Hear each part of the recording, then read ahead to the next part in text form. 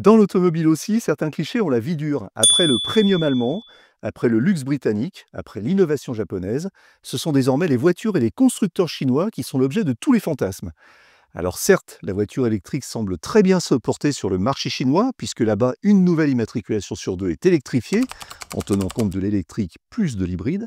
Mais tout n'est pas aussi rose pour nombre de constructeurs de l'empire du milieu.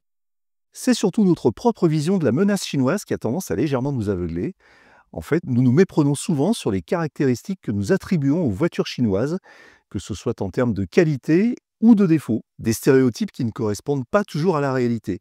Je me suis donc penché sur la question et j'ai identifié les 5 erreurs de jugement les plus courantes au sujet des constructeurs et des voitures électriques chinoises. Encore une fois, je vais essayer d'être le plus objectif et factuel possible. Il n'est pas question de critiquer gratuitement ou d'encenser les constructeurs chinois, simplement d'identifier les points sur lesquels on a tendance un petit peu à se tromper.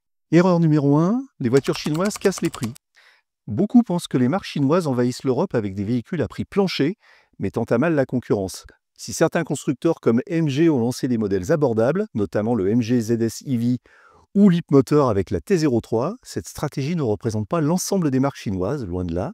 En tout cas, pas encore. Des constructeurs comme BYD, NIO ou XPeng visent d'abord, et pour le moment, le segment premium avec des véhicules technologiques aux tarifs concurrentiels, mais loin des prix cassés. De plus, les véhicules chinois font face à de lourdes taxes à l'importation en Europe. On peut ainsi comparer les tarifs du BYD Atto 3, un SUV compact proposé aux alentours de 45 000 €, aux SUV européens équivalents qui n'ont pas à rougir en termes de tarifs. Les différences de prix ne sont pas aussi marquées qu'on pourrait le croire, et les modèles premium peuvent même rivaliser en coût avec des marques comme Audi ou Mercedes. BYD vient par exemple de dévoiler les tarifs de son SUV Sea Lion 7, qui vont de 47 000 à 57 000 €, soit plus qu'une Tesla Model Y de catégorie équivalente. Erreur numéro 2, les voitures chinoises sont bas de gamme et de mauvaise qualité.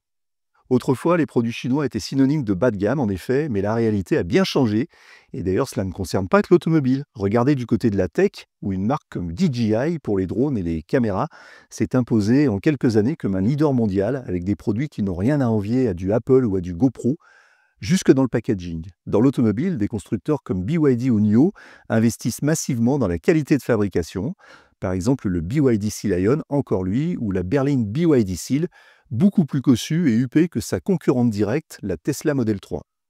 Sans parler des Xpeng G6 ou G9 qui font en ce moment une percée sur le marché français et que d'aucuns qualifient sans hésiter de premium ou access premium. Ne nous méprenons pas, les véhicules produits en Chine bénéficient d'une solide ingénierie qui n'a rien à envier aux standards européens. Erreur numéro 3, les voitures chinoises sont hyper technologiques. Certains modèles, comme les Xpeng P7 ou NIO ET7, proposent des fonctionnalités avancées, comme la conduite semi-autonome et des interfaces numériques sophistiquées, certes, mais ce n'est pas le cas de tous les véhicules chinois. La stratégie technologique diffère selon les marques et les segments.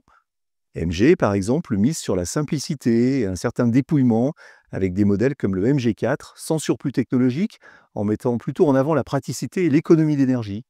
D'autre part, les développeurs chinois ont cette petite tendance à vouloir blinder leurs interfaces de fonctionnalités qui ne sont pas toujours très utiles et organisées parfois de façon un peu brouillonne.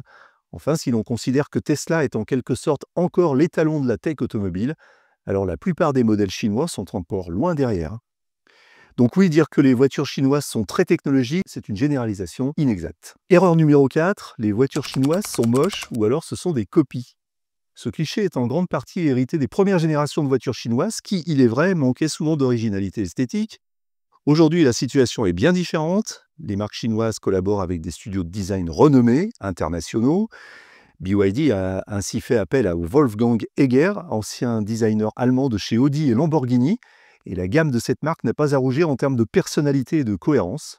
Aujourd'hui, les voitures chinoises ne sont plus des copies de modèles européens, mais des créations originales assez inspirées. D'ailleurs, on reconnaît cette patte de design un peu chinois.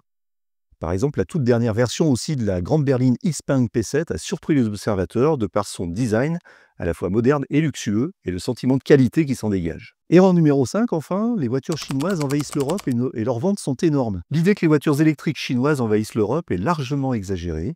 Certes, leurs immatriculations sont en hausse, mais leur part de marché reste encore limitée comparée aux constructeurs européens et même américains. Les marques chinoises représentent à date 11% des ventes de véhicules électriques en Europe en 2024, mais restent encore en dessous des 2% de part de marché sur l'ensemble du parc électrique européen. De quoi relativiser un petit peu, même si la progression est réelle, certes, car les marques chinoises rencontrent encore des défis pour séduire les Européens, notamment en termes de notoriété et de confiance. Des constructeurs chinois doivent également surmonter les obstacles liés au réseau de distribution et de maintenance, qui freinent leur déploiement massif en Europe, et aussi, il faut bien le dire, à une certaine hostilité de la part des consommateurs, enfin, ou d'une partie des consommateurs en tout cas, à l'encontre de tout ce qui est chinois. En conclusion, vous voyez, l'image des voitures électriques chinoises est souvent marquée par des stéréotypes qui ne reflètent pas forcément la réalité. Si la Chine est devenue un acteur incontournable dans l'industrie automobile électrique, ses constructeurs ne visent pas uniquement à casser les prix ou inonder le marché avec des modèles bas de gamme, et leurs difficultés à s'emparer du marché européen sont réelles. Voilà, maintenant vous en savez un petit peu plus sur les voitures électriques chinoises, j'espère que cela vous sera utile. Si cette vidéo vous a plu, n'hésitez pas à commenter, à liker et à vous abonner, à activer les notifications, etc. etc., etc. Merci, allez, salut, on s'y est en courant. Ah, et un dernier truc, n'oubliez pas mon bouquin sur la voiture électrique. La voiture électrique, ça ne marchera jamais, disponible chez Amazon, 180 pages pour tout savoir sur la voiture électrique de A à Z. Un livre qui démonte aussi une à une toutes les idées reçues et fake news sur le sujet, et elles sont nombreuses. Le livre est disponible sur Amazon au format broché ou e-book Kindle. Bonne lecture!